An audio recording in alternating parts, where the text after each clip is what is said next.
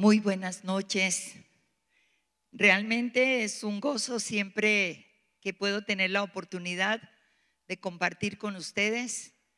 Como dijo el pastor José, el Señor hace conexiones divinas. Y la gran bendición que tenemos en el Espíritu Santo es que mamá siempre cuando crecíamos tenía 3 mujeres y nos veía como medio enamoradas. Decía, no hay amor a primera vista. Eso es mentira. Y es verdad, no existe amor a primera vista ni a primera conexión de Facebook. Realmente, para poder llegar a amar hay que conocer.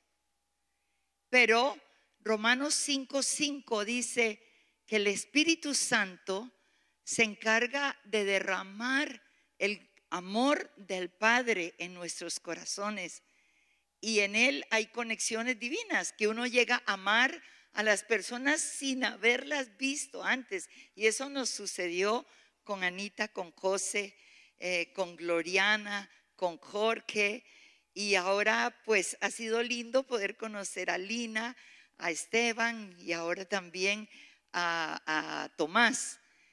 Y con muchos de ustedes que la vez pasada pudimos compartir. Y yo soy muy observadora, como buena predicadora. Entonces me presenta primeramente, pasa su pastor y dice, doña Igna. Yo dije, ay, qué feo. Luego dijo, Igna. Yo dije, ya la mejoró.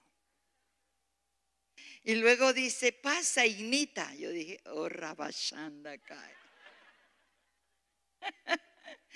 Eso es que me hace sentir en casa y la verdad no me siento invitada, sino me siento poder estar aquí en casa con ustedes. Gracias por su amor, gracias por su cuidado. Aún allí en la cumbre, uno llega, no conoce al resto de la gente, pero ya los de esta congregación te hacen sentir muy, muy en casa, aunque nadie te mira. Al principio nadie te mira ni te saluda. Yo no sé qué nos pasa a los cristianos, ¿no? ¿Qué tal que no fuéramos conferencistas? Seguíamos en el anonimato. Después de que predicas una vez, ya todo el mundo se tira, te abraza, te toma foto. Bueno, y digo, Señor, eso quiere decir que lo hice bien. Perdón, que lo hicimos bien. Pero tenemos que cambiar eso.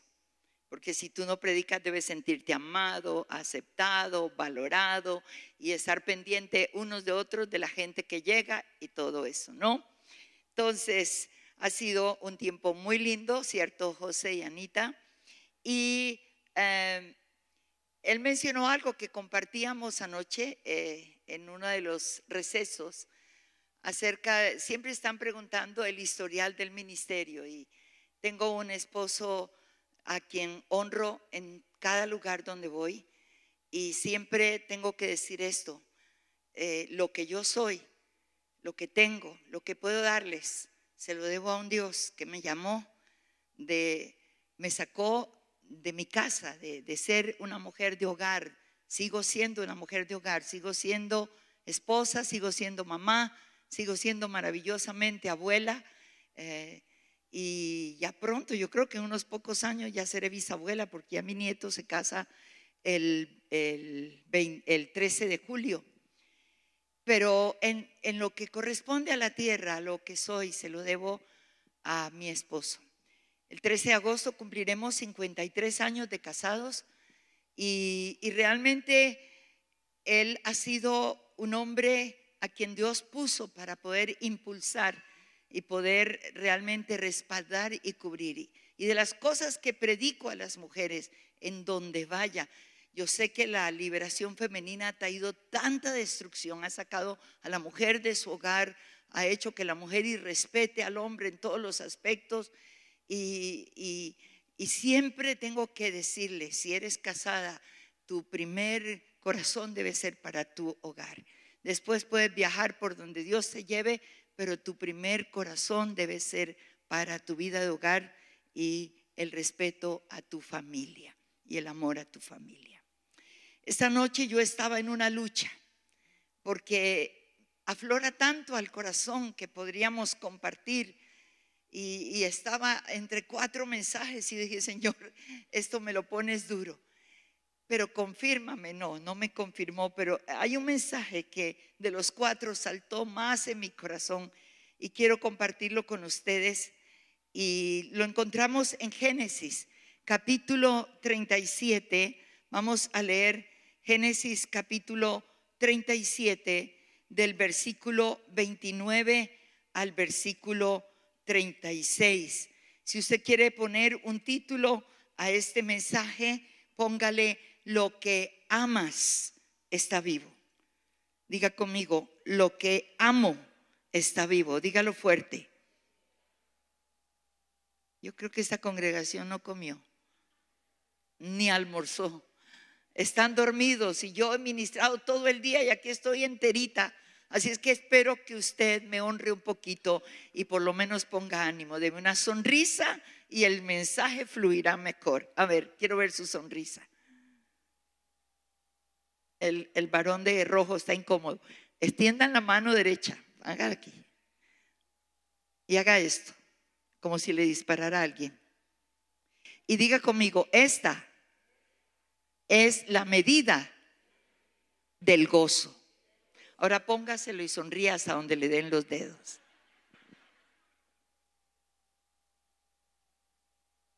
Lo que tú y yo amamos no está muerto, está vivo. Génesis 37, versículo 29. Después Rubén volvió a la cisterna y no halló a José dentro. Y rasgó sus vestidos y volvió a sus hermanos y dijo: el joven no parece, ¿y yo a dónde iré?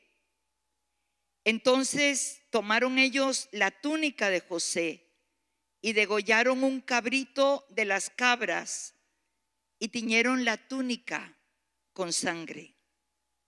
Y enviaron la túnica de colores y la trajeron a su padre y dijeron: esto hemos hallado.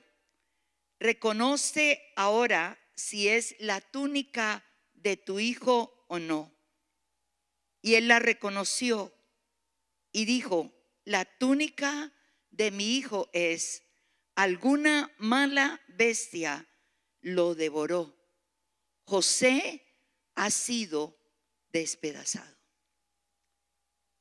Que el Señor traiga a nuestros corazones una nota de esperanza. Mientras la joven que dirigía la alabanza trajo una palabra de victoria aún en medio de las derrotas. Y lo que fluye aquí no es porque nos los inventamos, es porque Dios está hablando. Y esta noche el Señor quiere traer a nuestros corazones una palabra de esperanza. Yo no conozco por lo que tú estás pasando, conozco mi proceso, pero no el tuyo.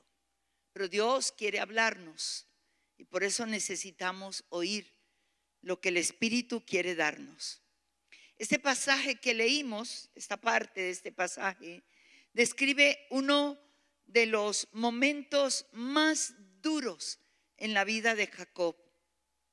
Jacob, como usted sabe, fue un hombre de Dios, un hombre con llamado, un hombre con promesas de Dios, padre de las 12 tribus de Israel.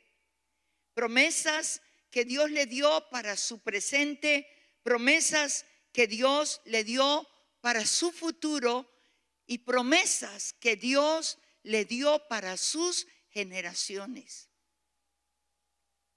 Jacob, un hombre que había aprendido a conocer a Dios de una manera mayor cada vez. Pero Jacob fue un hombre que se dejó manipular, se dejó llevar por las circunstancias. Y esto puede ocurrirnos a cualquiera de nosotros. Podemos estar viviendo circunstancias difíciles Pero recordemos que aunque estemos en circunstancias difíciles, Dios no nos ha olvidado. Dios está con nosotros. Hay un tiempo, pero pasaremos la tormenta y llegaremos al otro lado. Y estando al otro lado, habremos realmente aprendido y a Dios obrado en nuestras vidas de una manera que nos lleva a un nivel mayor. Y digo que Jacob se dejó llevar por las circunstancias, porque aquí vemos que sus hermanos, ustedes saben que odiaban a José, quisieron matarlo, no lo mataron, José terminó siendo vendido, pero ellos toman la túnica y toman la sangre de un animal, porque lo mejor que podían hacerle pensar a su padre era que en el campo una bestia lo había matado. Ahora, para que entendamos un poquito el título, lo que amas no está muerto, lo que amas está vivo. Vamos a mirar quién era José. José fue el hijo de la mujer que Jacob amaba. ¿Se acuerdan? Cuando Jacob llegó a la casa de Labán, su pariente, él vio a Raquel y él se enamoró de Raquel, la hija menor de Labán, y trabajó 7 años intensamente para poder tenerla como esposa. Celebraron el matrimonio, se acostó en la tienda con la novia. Todo era a oscuras. Amaneció con Lea, no con Raquel. Y le tocó trabajar más para poderla tener. Era el hijo, José fue el hijo de la ancianidad de Jacob, porque ya habían tenido 10 hijos. Lea tuvo hijos, las esclavas tuvieron hijos. Los hijos de Jacob vinieron por competencia entre las mujeres. Y como dice el dicho, ¿qué más quiere el sapo que lo echen al agua? Lea quiso darle, porque era fértil, y como Raquel no pudo tener hijos, le dio su esclava. Y entonces Lea le dio su esclava. Y Jacob lo único que decía es amén, gloria a Dios.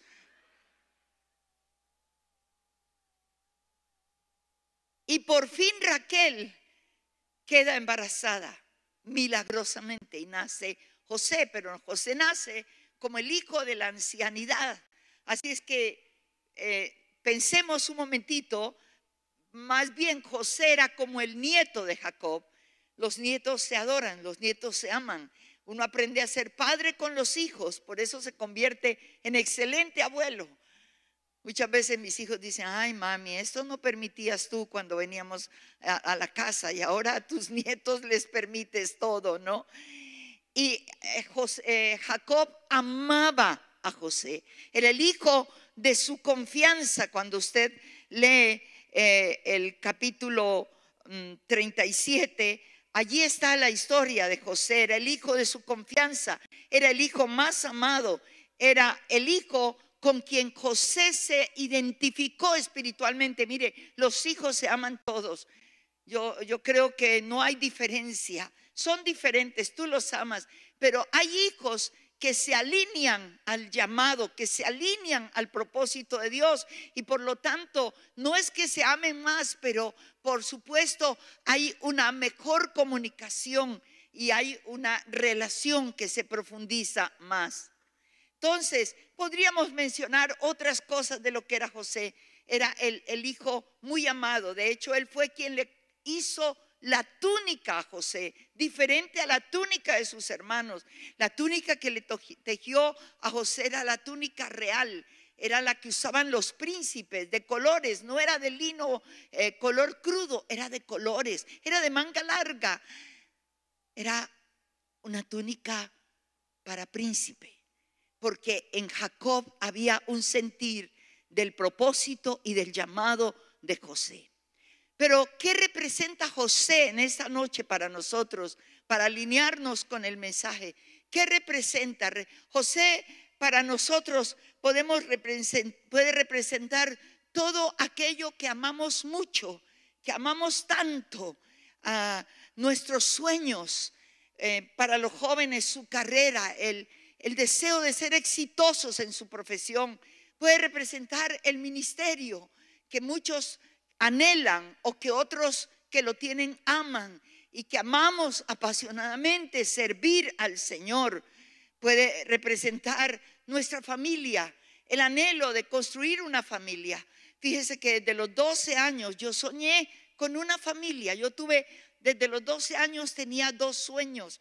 Soy la 6ª hija de una mujer que quedó viuda a los 33 años. Perdimos un padre maravilloso. Mi padre fue espectacular. Y mi madre fue una guerrera, una valiente, sacar 6 hijos adelante. Y los sueños que yo tenía desde los 12 años, yo soñaba primeramente con un esposo, soñé con hijos, soñé con nietos a los 12 años. ¿Por qué soñé con nietos? Porque yo tenía 2 abuelas preciosas, pero esas 2 abuelas marcaron preferencias. Y una de las abuelas tenía 2 nietos preferidos, otra de las abuelas, los otros 2 nietos, y yo no era la preferida, ni mi 4.º hermano era el preferido. Así es que resolvimos preferirnos los 2, porque no teníamos quien nos prefiriera. Y era tan marcada la preferencia que a los 12 años yo decía: el día que yo tenga mis nietos, voy a amarlos a todos por igual. No voy a hacer preferencia. Soñé con un esposo, soñé con unos hijos, soñé con nietos y soñé con una carrera. Quería ser arquitecta y diseñadora de interiores. Bueno, es un don que Dios me ha dado, porque a los 18 años yo tuve que escoger entre estudiar mi carrera o casarme. Fui inteligente y pensé: una carrera la puedo estudiar a los 60, 70 y hasta los 80 años. Pero un hombre como este no se me atraviesa más en la vida. Me caso. Y me casé. Y tuvimos 3 hijos. Y ahora tenemos 6 nietos. Y usted no va a creer que en el mes de febrero recibo mi título profesional. Todos estos 3 últimos años estudié para tener un título profesional.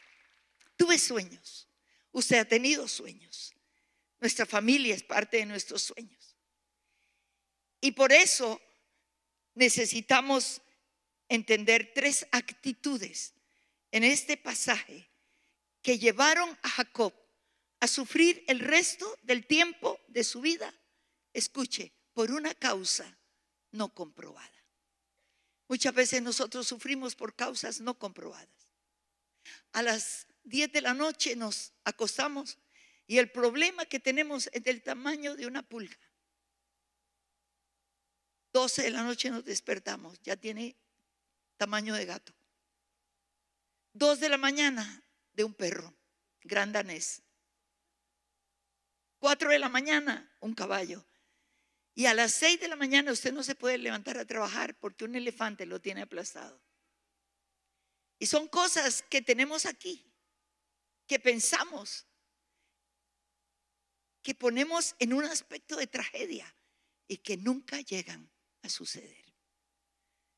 Y Jacob tuvo 3 actitudes que lo llevaron a sufrir mucho tiempo de su vida por una causa no comprobada.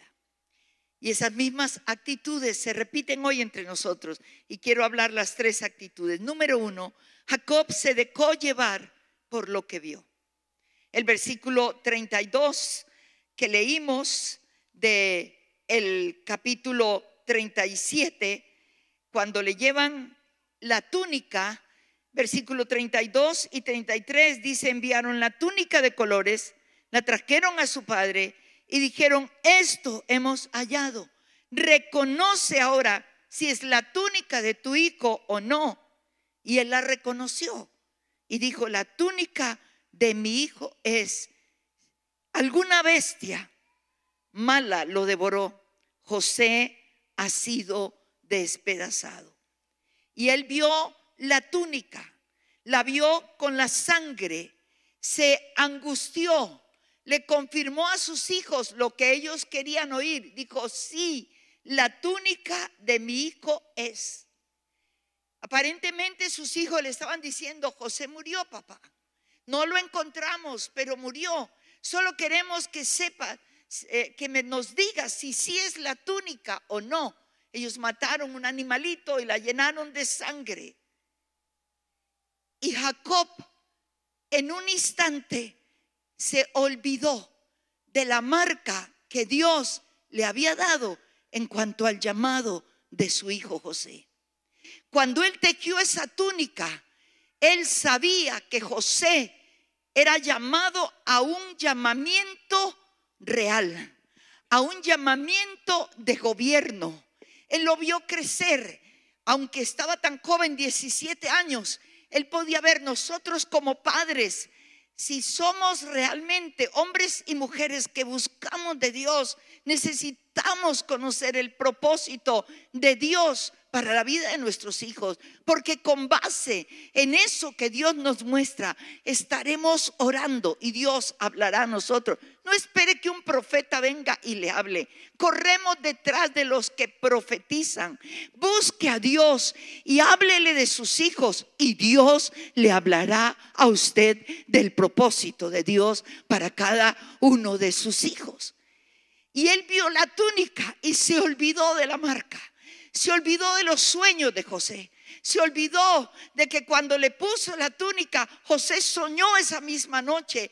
Y él dijo: vi la luna, vi las estrellas, vi que las estrellas se inclinaban, vi los manojos de trigo, vi que los manojos se inclinaban ante mi manojo. Los hermanos dijeron: ahora tú vas a gobernar sobre nosotros. Pero eran sueños de Dios. El problema fue que José no debió contarlos todavía. A veces somos bocones de la emoción y te cortan los sueños.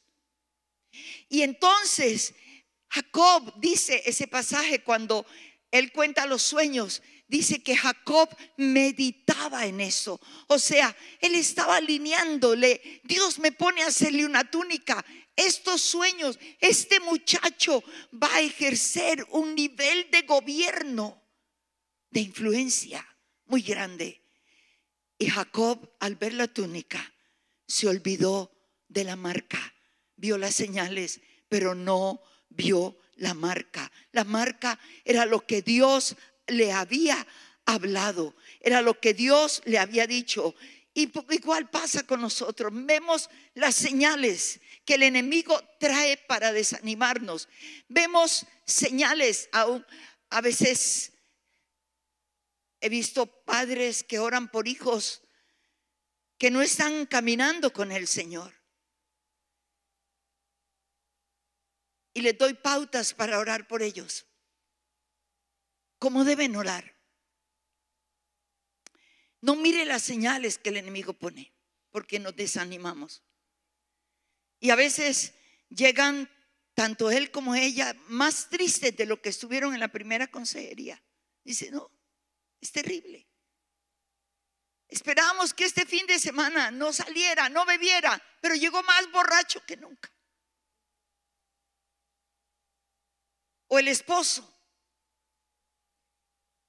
Las señales que el enemigo te envía para que no ores, para que no creas, te muestra toda clase de cosas que te desaniman. Jacob vio las señales del enemigo, pero no se acordó de la marca. Nuestros hijos, por cuanto estamos pidiéndolos para el Señor, tienen la marca de Él. La marca que un día van a amarle, van a seguirle y van a servirle. Y de esto no podemos tener la menor duda. Dios nos lleva a mirarle a Él, a creerle a Él. Hebreos capítulo 11 versículo 1 habla de la fe. Es la certeza de lo que se espera y la convicción de lo que no se ve. La convicción plena de lo que no se ve. Segunda de Corintios capítulo 4 versículo 18, Pablo dice: no mirando lo que se ve, sino lo que no se ve, porque lo que se ve es perecedero, pero lo que no se ve es eterno. Por encima de las señales está la marca. La marca de que Dios va a obrar en tu hijo. La marca de que Dios va a sacar adelante ese negocio. La marca de que Dios va a bendecir tu vida, tu ministerio, tu familia, porque es el anhelo y el deseo del corazón de Dios. Como me gusta Romanos capítulo 8, cuando habla precisamente de la manera como Abraham aprendió a creerle a Dios, aprendió realmente a crecer en fe para que la promesa pudiera cumplirse. Pablo, al escribir Romanos en el capítulo 4, en el versículo 18, dice que Abraham creyó en esperanza contra esperanza, para llegar a ser padre de muchas gentes, conforme a lo que se le había dicho: así será tu descendencia. No se debilitó en la fe al considerar las señales de ¿qué? De su cuerpo.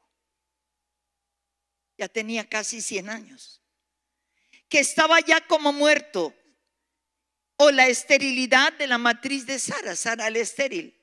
Tampoco dudó por incredulidad de la promesa de Dios, sino que se fortaleció en fe, dando gloria a Dios, plenamente convencido de que era también poderoso para hacer lo que había prometido. Por eso su fe le fue contada por justicia. Por encima de las señales que el enemigo pueda enviarnos está la marca que Dios te ha hablado, de la cual Él te ha mostrado. Él va a hacer algo. Él va a hacer algo. Así es que Jacob se dejó llevar por lo que vio. Dígale al que está al lado: no te dejes llevar por las circunstancias, por aquello que tú ves en medio de las circunstancias. Dígale: por encima de las señales está la marca. Bendito sea el Señor. La segunda actitud que le llevó a sufrir a Jacob fue la manera de hablar Jacob. En medio de esa situación, Jacob habla irresponsablemente. Debemos tener cuidado con las cosas que hablamos en medio de las pruebas, en medio de las luchas, en medio de las circunstancias. El versículo 33 dice: alguna mala bestia devoró a mi hijo. Y él está allí declarando algo que no ha sucedido, pero él lo toma como si hubiera sucedido. Él se deja llevar por lo que vio, y entonces la reconoce la túnica, y él expresa: alguna mala bestia lo devoró. José ha sido despedazado. Declaró la muerte de José. Nuestras palabras tienen mucho poder. Proverbios capítulo 18, versículo 21 dice que la muerte y la vida están en poder de la lengua, y el que la ama comerá de su fruto. Cuando usted va al libro de Números capítulo 14, versículo 27, cuando los espías inspeccionaron la tierra, 10 de los espías regresaron diciéndole a Moisés: no podemos entrar, no podemos. Esa tierra está llena de gigantes, gente armada, nos matarán. Nos vieron a nosotros y al lado de ellos parecíamos como langosta. Devolvámonos a Egipto, y si tú no quieres devolverte, nombremos un líder, y preferimos morir en el desierto, dijeron ellos. Y dice ese capítulo 14 que a Dios le pareció tan duro lo que ellos expresaron. ¿Y sabe lo que dijo Dios en el cielo? Dijo: conforme a lo que ellos han dicho, así sucederá. Y sabe que esa generación que salió de Egipto no entró a la tierra. Solo 2 personas. Murió en el desierto. En el desierto fueron enterrados casi 3 millones de personas. Y cada vez que venían a decirle a Josué, después de la muerte de Moisés: Josué, murió tal familia, y Josué decía: alabado sea Dios, ya no nos quedan sino poquitos para poder entrar. Ya son los últimos que estamos enterrando. Nuestras palabras pueden determinar vida o nuestras palabras pueden determinar muerte. Necesitamos ponernos de acuerdo con Dios. Creo que compartí con ustedes la última vez que estuve aquí, la primera vez que estuve aquí más bien. Yo soy sobreviviente de cáncer. Yo tengo un solo riñón porque hace 17 años tuve un cáncer de riñón. Así es que tuvieron que sacar el riñón izquierdo. Mi esposo hace 7 años le dio un cáncer de páncreas. Tú sabes, doctor, que cáncer de páncreas es irreversible. Los diagnósticos de los médicos era 15 días máximo de vida. Tuvieron que hacer una junta muy especial para ver si operaban. Decidieron operar, pero nos advirtieron: si salimos antes de la hora, ya no hay nada que hacer. Y por encima de ese diagnóstico estaba la verdad de Dios. Los exámenes eran verdad, pero por encima de esa verdad que la ciencia muestra, hay una gran verdad que la ciencia no puede. Cuando ya la ciencia no puede, Dios puede. Por encima de esa señal está la marca. Llevamos 7 años, gracias a Dios. Y necesitamos saber qué hablamos. Jacob se dejó llevar por lo que vio. Recuerdo hace 28 años atrás, fue la primera vez que Dios abrió África para poder ir y ministrar en África. Fuimos con mi mejor amiga y estuvimos predicando casi un mes. Estuvimos en Sudáfrica, luego pasamos a Zimbabue y Mozambique. Y fue una experiencia tan maravillosa que la verdad, si yo hubiera sido soltera, yo me quedo en África. Pues porque también llegar a África fue como llegar a mis raíces. Yo vengo de una ciudad pequeñita de la costa pacífica en Colombia, que el 80% de su población es raza negra. Entonces fue como llegar a ver las raíces, a oír a las mujeres mientras labraban la tierra, el chac, chac, chac. Yo sé que en el cielo, cuando estemos, no es Gilson que va a dirigir la alabanza, ni siquiera ustedes. Los africanos dirigirán la alabanza. Oh, son espectaculares. Los africanos dirigirán la alabanza en el cielo. Y fue con el perdón de ustedes, pero serán los africanos. Ellos no necesitan instrumentos. Ellos llevan el cántico aquí. Ellos del medio del dolor sacan canciones. Nosotros tenemos como ritmo autóctono la cumbia en Colombia. La cumbia es colombiana netamente. ¿Sabe cómo nació? En Cartagena, de la esclavitud, cuando llevaron los esclavos, cuando las cadenas en sus piernas a todos los tenían encadenados. Ellos no podían moverse, pero tenían el cántico aquí, tenían el ritmo, y ellos como podían se movían, y lo único que podían hacer era arrastrar la cadena.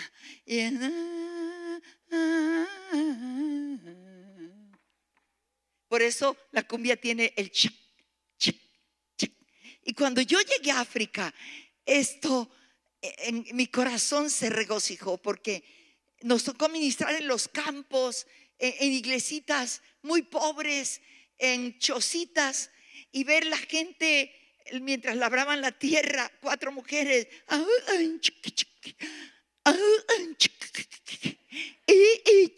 y ese es.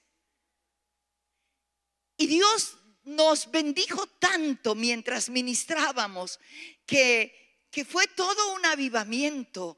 Zimbabue, los lugares donde Dios nos llevó, fue ver el avivamiento del Espíritu Santo de Dios moviéndose en medio de nosotros. Agradecidos con Dios. Cada día era que no queríamos que pasara. Casi fueron 30 días fuera de casa.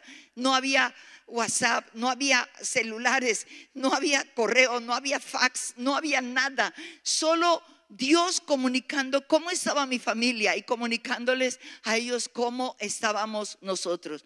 Pero en medio de todo eso ya estábamos terminando nuestro hermoso tiempo de ministerio en estas dos naciones fuertemente, y habíamos vuelto a Zimbabue, a la ciudad de Güero.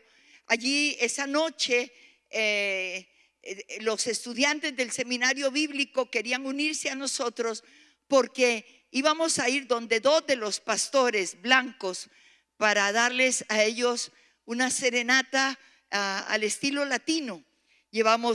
Teníamos nuestras guitarras listas y queríamos cantar 2 o 3 canciones ya de despedida, porque para ellos los latinos también es un encanto, la música latina, la alegría que viene a ser una combinación de todo esto africano. Y claro, las serenatas en Latinoamérica no se dan sino hasta medianoche. Entonces nosotros estábamos esperando la medianoche. Estábamos sentados en la casa de la misionera.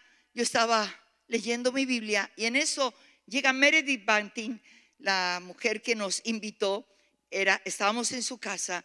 Ella entra y dice: el pastor David me acaba de decir que ha llegado un Marconi, un telegrama.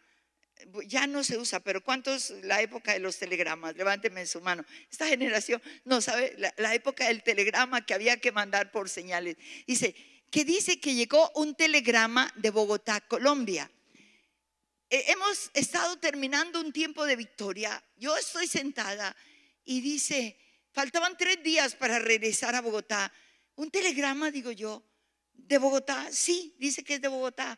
Mire, yo quedé fría. Y yo dije: un telegrama a esa altura de la vida. Algo tuvo que haber pasado en mi casa. Algo tuvo que haber pasado en mi casa. Porque para que envíen un telegrama es que algo pasó en mi casa. Y yo quedé fría.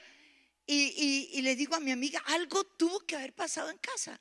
Y ella me dice: tranquila, pero ni sabemos de quién es el telegrama. Digo: pero ¿quién nos va a mandar un telegrama sabiendo que faltan 3 días para regresar?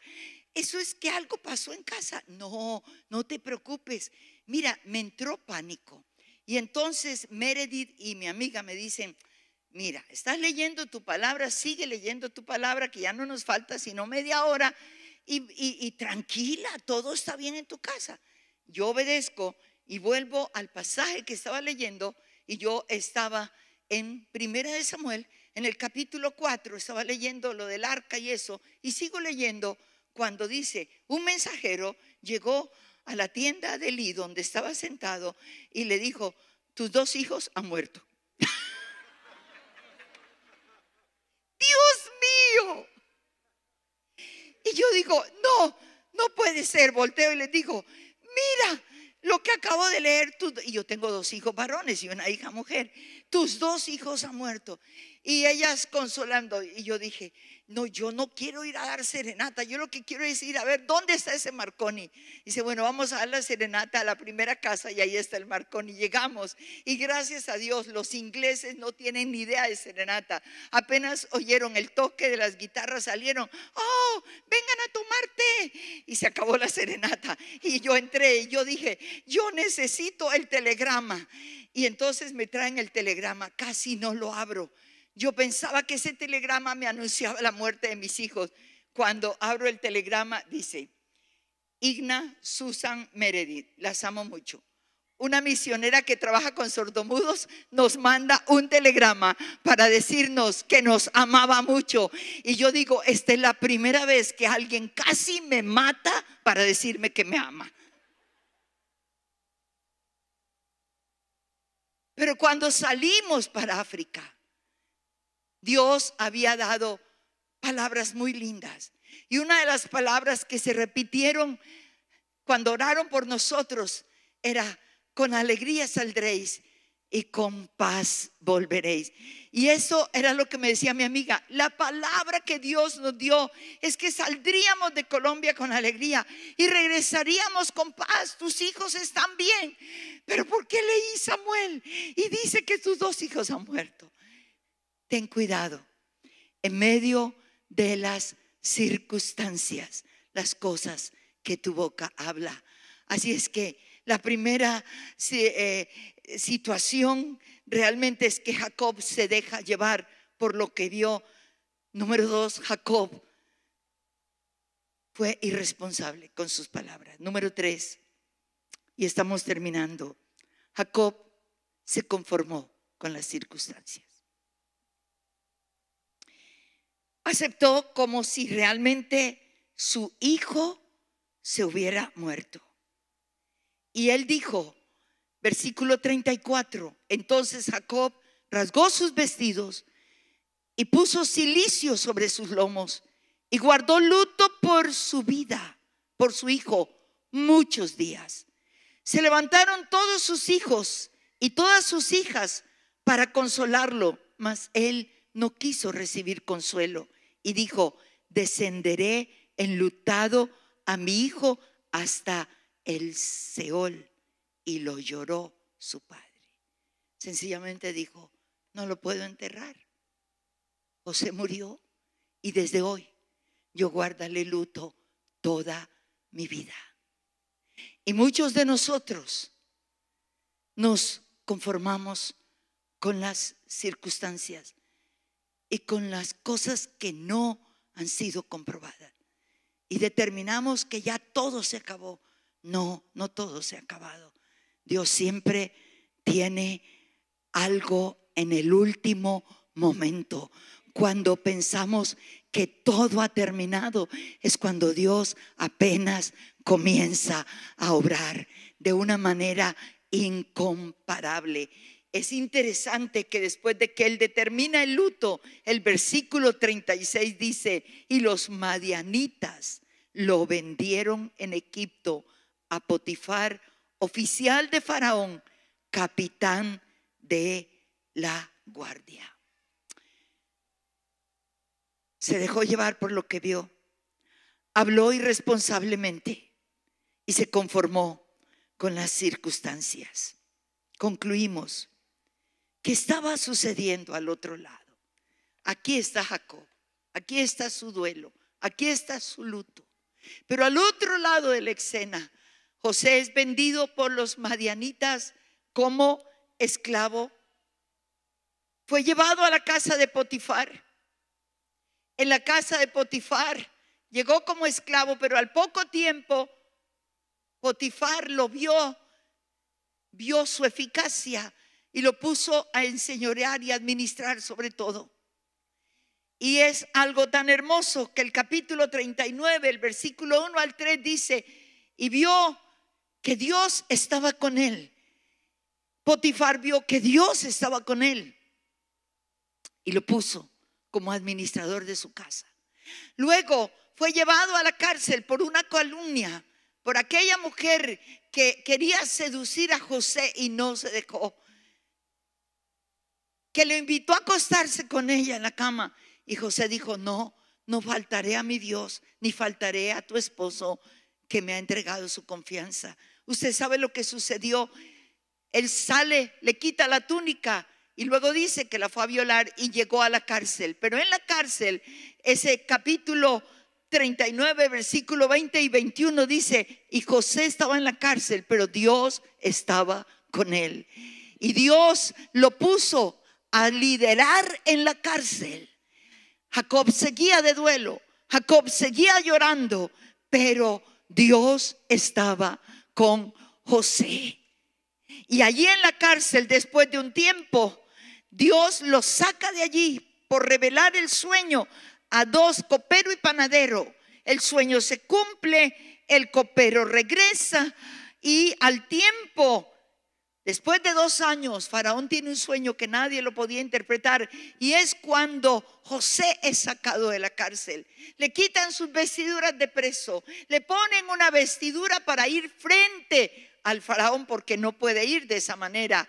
Y luego de que interpreta el sueño, Faraón lo designa como segundo en el reino y dice que le fue colocado un vestido y el anillo, le dio su autoridad y le dio todo.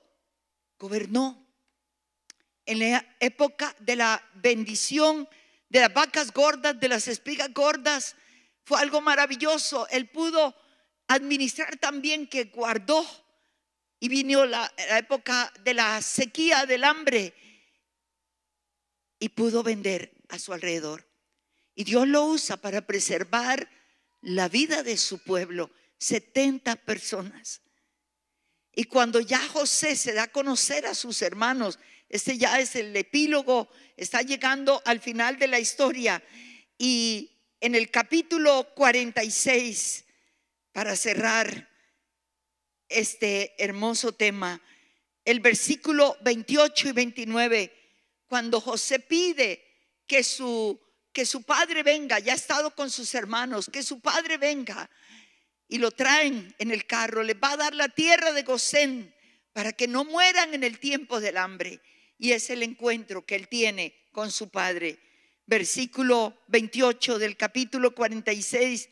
Y envió Jacob a Judá delante de sí a José, para que le viniese a ver a Gosén. Y llegaron a la tierra de Gosén.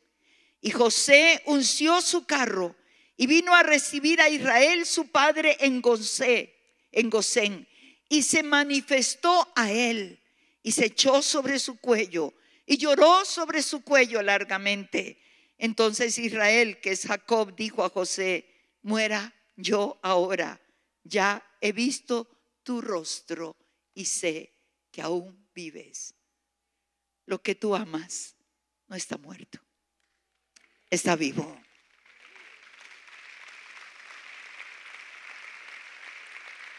No podemos dejarnos llevar por lo que vemos. No podemos dejarnos llevar por las circunstancias. Necesitamos poner nuestra confianza en aquel que todo lo sabe y en aquel que todo lo puede. Sufrió años por una causa no comprobada. Y por eso al final dice: ahora puedo morir en paz, porque sé que vives. Lo que tú amas no está muerto, está vivo. Es lo que el Señor te dice en esta noche.